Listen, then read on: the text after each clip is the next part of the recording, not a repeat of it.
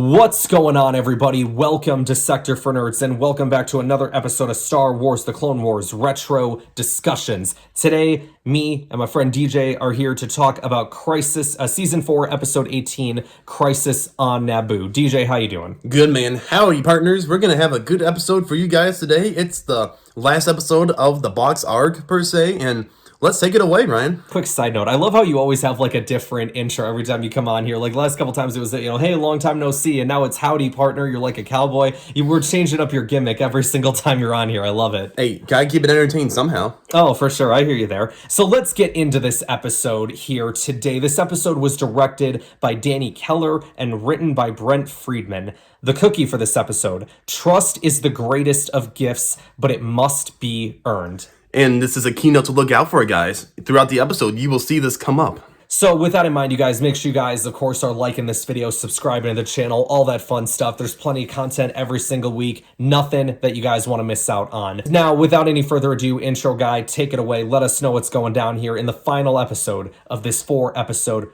arc. Supreme Chancellor in peril. After surviving the ordeals of the box, Obi-Wan Kenobi, working undercover as assassin Recco Hardeen, is invited to join Count Dooku's plot against Chancellor Palpatine. Working with a team of deadly bounty hunters, Obi-Wan travels to the planet of Naboo, where the Chancellor will preside over the Festival of Light. Now, as the Jedi Council and Count Dooku finalize their respective plans, a deadly confrontation seems inevitable. I like the beginning part because it's like showing how each group is huddling up and preparing their, final strategies and like, okay, this could happen, this or that. It was so awesome to see. I'm so mad about this, man, because you see all these Jedi in one room and we're never going to get a whole fight scene with every one of them. Yeah, for sure, dude. That'd have been cool, like seeing Dooku go up against a bunch of different Jedi and whatnot. Like, seriously, you could have done so much there. Yeah.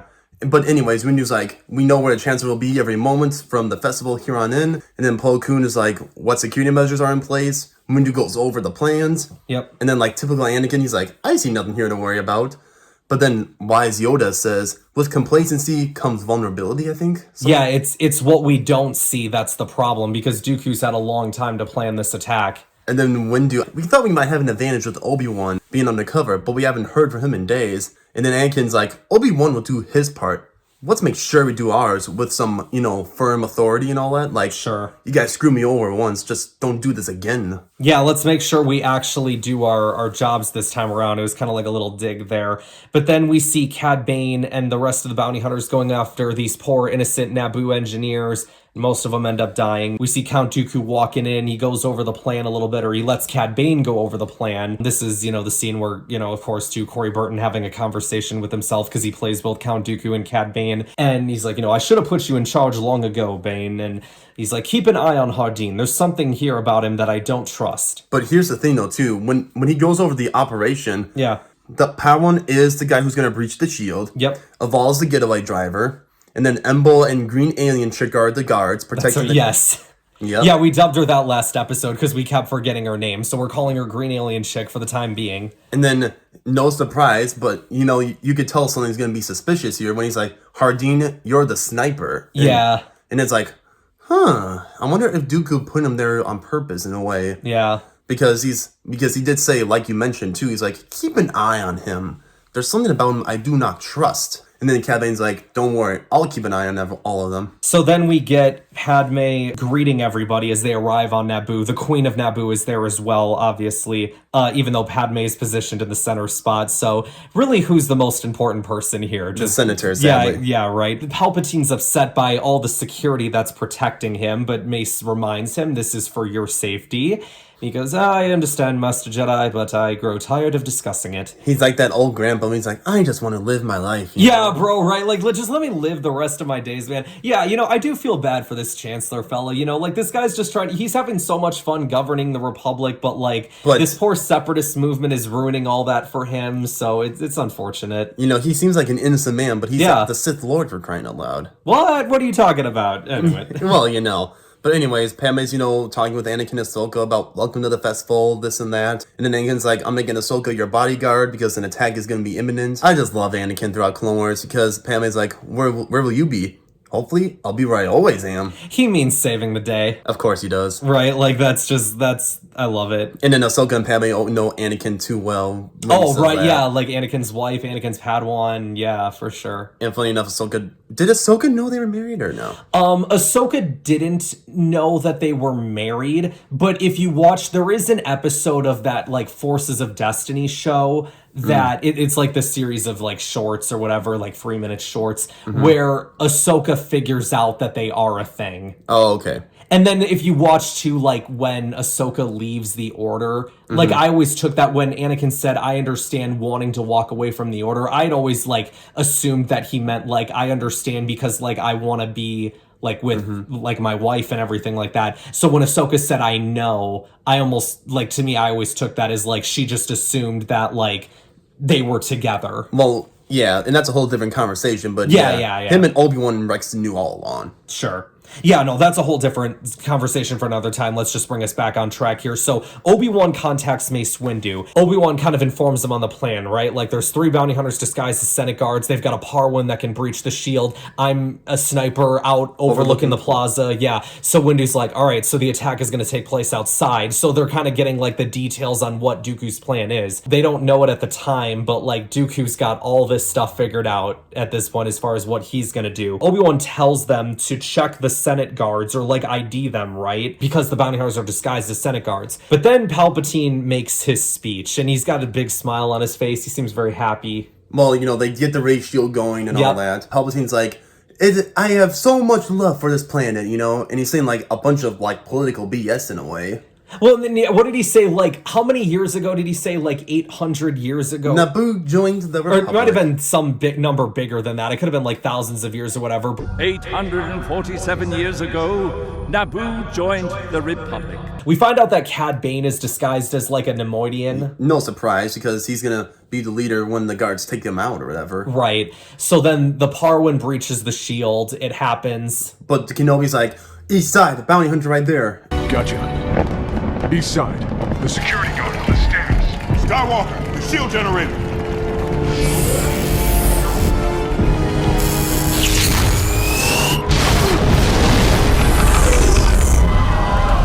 Ahsoka takes care of the Naboo political people and all that. Bail Organa was there too, I did Yeah. notice. So that was cool. Wait, Bail Organa was there when the Chancellor was, coming out of the ship. You didn't see that. Oh, maybe I didn't point that out before too. Okay, I only just saw him here. All right, that's a good call. I missed that. He was there. But, anyways, Kenobi's like, trying to find them. And then Windu's like, you two, get the Chancellor out of here now. And then not knowing that it was Emple and alien chick. Yeah. They're like, make the switch. And then, they make the Chancellor look like a bodyguard. And then Green Alien Girl becomes the Chancellor. And then next thing you know, they're moving. The Chancellor. The guard escorting them is a bounty hunter.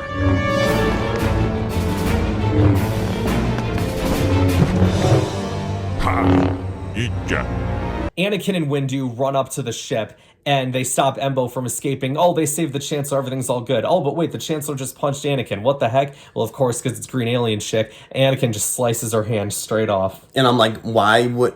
Is anyone going to keep Anakin under a leash? Because, he's just going to kill people no matter Yeah, what. right. The Trade Federation Cad Bane under disguise comes. He's like, you're coming with me, Chancellor. Yeah, no one found that suspicious that, like, a random Nemoidian was just yanking a random security guard. Like, no one found that weird. Or the fact that he was there in the celebration when they're bitter enemies with the Naboo people. They added some Gungans in there, too, during the festival. Like, there was watching the behind the scenes for this episode, and I saw they added some Gungans in there, which was nice. But going off of the point of there being, like, Nemoidians there, being Gungans there, I'm like, well, you know what? It's nice to actually see a Star Wars show that actually has aliens in it, which I feel like is something that's normally happened in Star Wars. So it's great that they actually did that, unlike other Star Wars shows out there. Andor. Well, not only that, but I liked how they had the Gungans in there because early in season 4, they had, this big fight with, the Gungans trying to leave the Republic and all that. Yeah, absolutely. That was a nice touch. Yeah, absolutely. But then, Anakin and Windu are like, oh crap, where's the real Chancellor now?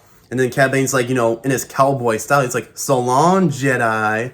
He said that line in season 2, I'm pretty sure, as well to them. So I thought that was funny and like a nice little callback. Oh yeah, and then Kenobi's like, I'm gonna go after him. I will keep them occupied. Just get to my position. Evol's like, I told you my plan won't work, Cad Bane. But it wasn't your plan. It was my execution of your plan that worked. Yep. But yeah, so they get the Chancellor out of the speeder. Hardeen gets there and they're like, well, wait a second, you're not supposed to be here yet. But here's the backstory. Where's Dooku? Yeah, that's what I was about to get into, is like Dooku's a no-show here, so it's like, okay, well, this ain't going right. Okay, well, change of plans then. We'll just ransom him ourselves. If Dooku's not gonna pay us, somebody else will.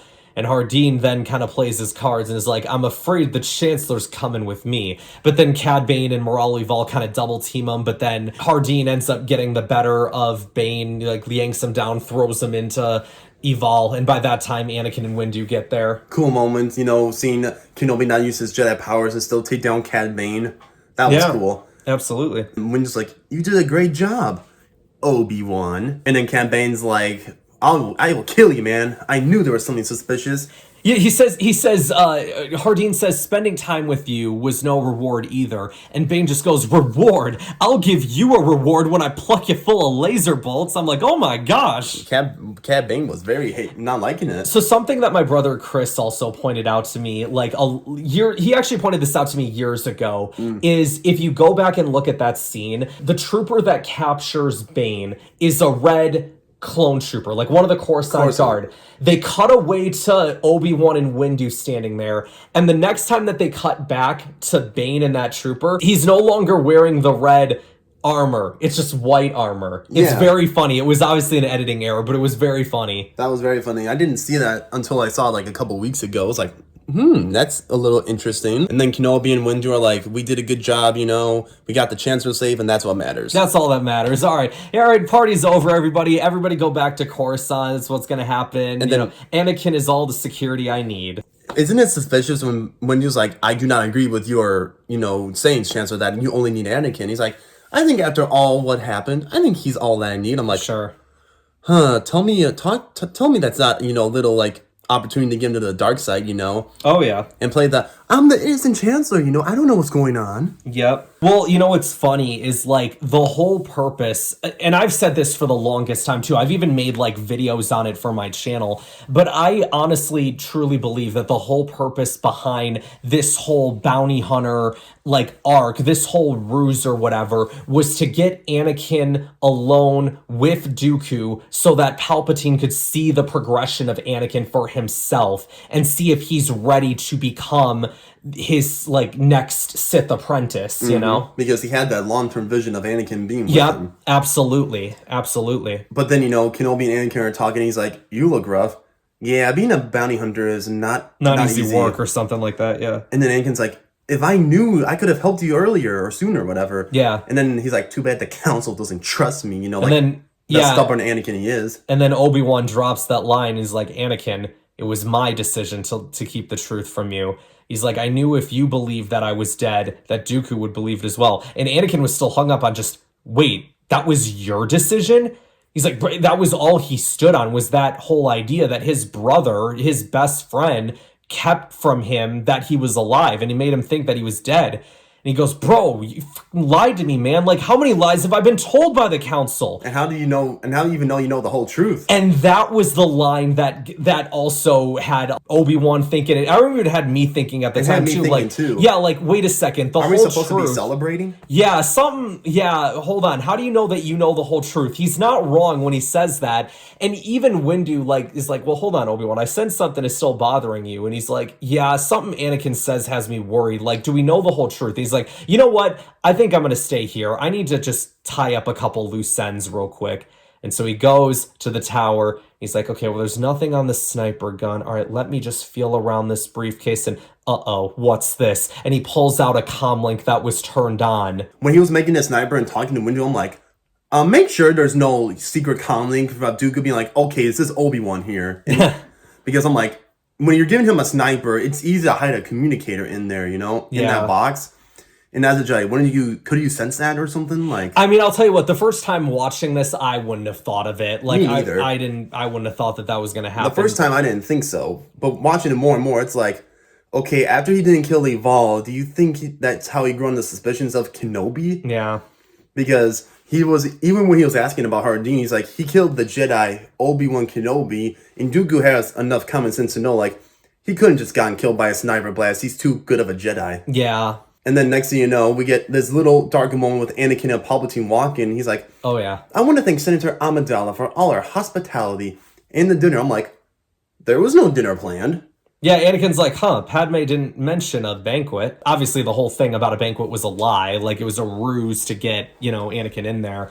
But he was like, I must say, the lengths that the Jedi are willing to go to, it really does fascinate me. I assume that the brilliant plan to disguise Obi-Wan Kenobi was yours. Anakin goes, nope, it wasn't, sir. I was in the dark as much as you were. And Palpatine uses that to turn Anakin against the Jedi more, because he goes, curious. I always thought that the Jedi worked as a team. And then, Dooku's just sitting there, like the mom boss. He's like, welcome. Come It's out. a trap. Did you get that too? My gracious, it's a trap. It's a trap! Anakin and Dooku are having a face-off. Oh, I love this Dooku quote so much. He's like, fighting off the entire Jedi security would have been difficult. But now that they're all gone, defeating you will be an easy task. I'm like, they could have done so much. Why didn't we get the whole Jedi security against these Dooku again? Well, and if you think about it too, this is now the third time this season that Anakin has fought Count Dooku. Yep. He fought him once on Naboo at the start of the season. Zygeria. Then he fought him with the Zygerian episode, and now here again on Naboo. In the palace. Do you remember in like the Lego Star Wars games, like when you go into the area with like the dining room table and you like set up all the plates and the tables and you just like power jump stab the table and the whole thing blows up? Yep. You remember that? I wonder if that was like meant to be the same room. I wonder. But no, anyways, Anakin is like, trying to get the Chancellor out, but then Chancellor gets, captured again. So he takes down the two Magna Guards that are in there, and then the third one walks in and grabs Palpatine as Anakin goes after Dooku. Palpatine could have taken that guard down, but he's like, oh crap, I'm the Chancellor, I can't do that. Yeah. Well, he needed to be able to see everything go down. Although just like nonchalant just goes, unhand me. Unhand me. But he's like, no. He's like, unhand me, peasant. Yeah, right. But then, Anakin and Dooku are fighting. There's a lot of force, a lot of fighting. And then, and Dooku puts up a chair, and then, Anakin's, trying to stab him. Yeah. But then you go to a shot of Palpatine, and he's like, how is he looking? Curious. This is not bad. He stops Anakin, and they go out and fight. Well, I love how, you notice how too, like when Dooku turned on his lightsaber, like he kind of just like caught his breath there, like, oh, that was a close one. That guy, he almost got me there. He's like, oh crap, he's getting better than I think. Well, and it's kind of like, if you remember too, in the episode, like the first time that they fought in this season, and when Anakin like force repulses the Magna Guards across the room, and then Dooku has to lift him up himself and zap him with the Force lightning. There's this moment like after he knocks him out where he has to like catch his breath and is like, oh, yeah, geez, guys, that was a close one, wasn't it? So it's like every time that Anakin is fighting him, like he gets more and more powerful. And then you see Obi-Wan running and come over, and then, they're fighting, Dooku trying to escape and all that. And then, Anakin he got Dooku on the ground. I love this scene. I love it. And he's choking Dooku out. I'm like, and then there's Palpatine like, he's getting better. Oh my gosh. That Palpatine's reaction to that moment told me everything I needed to know about what he was thinking. Because he's like, he can do it. He can do it. He's like, okay, all right, we're getting somewhere with this kid. And then Dooku zaps him. He's like, another close call. Holy crap. I'm getting too old for this. Palpatine's like, okay, maybe we're not there yet with Anakin. And then Obi-Wan comes over and he's like, are you all right? Come on. And then, just when they're about to get on the ship. Before we can, if I can just go back to that one scene though for a quick second, because it's so good. When he like kicks him to the ground, it's just like bam, bam, bam with the saber. I'm like, oh my gosh. Like I remember first time watching it, like, holy crap, this is crazy. And then you notice too, like Dooku looks at Anakin's hand with the saber. And then you almost thought like Dooku was going to grab the lightsaber out of Anakin's hand. But before he has a chance to do that, Anakin transitions the saber to his other hand. And that's when he starts grabbing him with his robotic hand and starts choking him out. I'm like, that was so freaking like such a crazy moment. And Palpatine's right there like, I'm impressed. Yeah, like obviously as we kind of mentioned that before too. Okay, take us to the ship scene. Take us there. But anyways, both Kenobi and Anakin are double teaming him like a tag team they are. Kenobi gets the Chancellor to safety. Anakin's off the ship. Dooku's like, well done, Master Kenobi. You are a worthy adversary. And then he's like, I cannot say the same about your apprentice. Yep.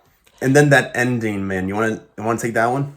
Yeah, sure. Well, if I can just quickly touch on this scene as well, do you think Dooku had an inkling of what Sidious was doing with Anakin? Like, do you think he knew like that what Palpatine was trying to do? I'm sure he did. Because, and what do you think that's why he threw the shade in that line at the end? Like, Obi-Wan, you're a worthy adversary, you're a worthy opponent, but he's not. Well, one, he has respect for Obi-Wan because of Qui-Gon. Right, of course. He was like, Obi-Wan, I respect you. I cannot say the same about your apprentice. But do you think part of that, too, is, like, because he sees what Sidious might be trying to do? Yeah, well, not only that, but he did almost kill him 2 or 3 times in the palace. Sure. And, you know, they both hate each other with their guts. Yeah. So going into that last scene, though, where, like, Padme and her royal guard arrive, and she's like, Chancellor, are you okay? And Palpatine's like, oh, yes, you know, thanks to the efforts of the Jedi, that's the 2nd time today. Obi-Wan just goes, we specialize in heroics, Chancellor, as he's still Hardeen, of course. I loved Obi-Wan. He always has these good quotes, man. Every time in the Clone Wars, I swear. He's like, we specialize in heroics, sir. Yeah. And then Anakin goes, as long as I live, no harm will ever come to you, Your Excellency. What would the galaxy be like if it weren't for the Jedi? Oh, yeah, you'd like to know, wouldn't you?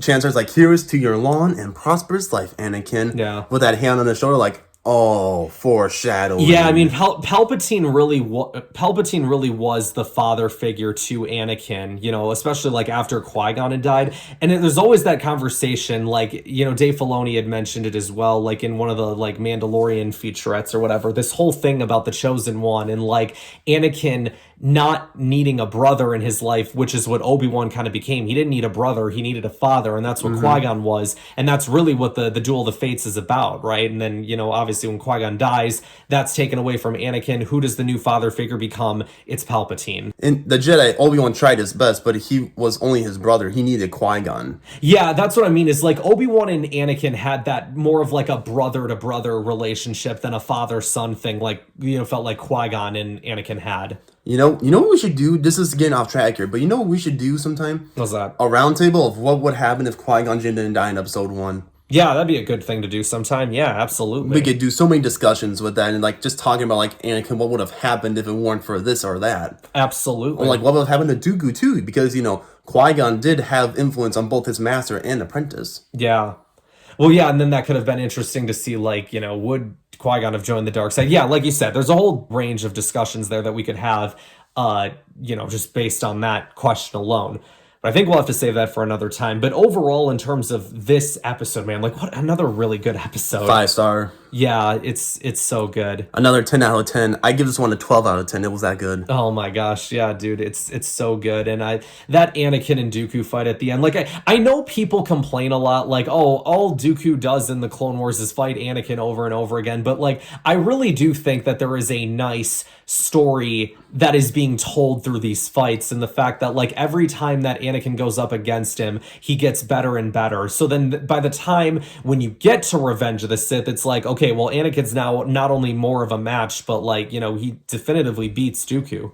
If you watch their fight from the Clone Wars movie to now, it's like, man, he's really progressed. Anakin has. Well, yeah, and then you look at, like, even in, like, Attack of the Clones, too, when they fought for the first time ever, like, Dooku was definitively the more powerful, right? And, like, he ends up cutting off Anakin's arm and everything, but you look at Anakin, you fast forward from that to here, and, like, Anakin is, like, almost beating Dooku. And he's using his magnetic arm, too. Being like, this is what you did to me. That's actually a really nice shout that I didn't even think of until you just mentioned it. But yeah, it's like, look at what you did to me. This is what you did to me, and now I'm going to take you out with it. That's really good, DJ. Thank you. So with that, you guys, that is going to wrap us up for today. Next time, we're going to be talking about, oh man, so if you guys thought this arc was really good, we're going to get to an arc, you guys. We've been waiting for this arc since, you know, halfway through season 3. We kept wondering, all right, what happened with Savage? What happened with that crystal ball? So next time, you guys, we begin the final arc in season 4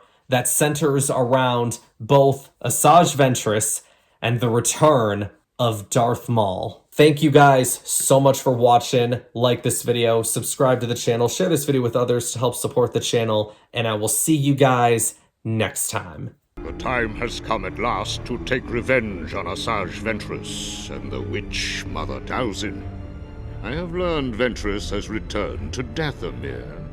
Go there and wipe the witches out, All of them. Their illusions do not frighten me.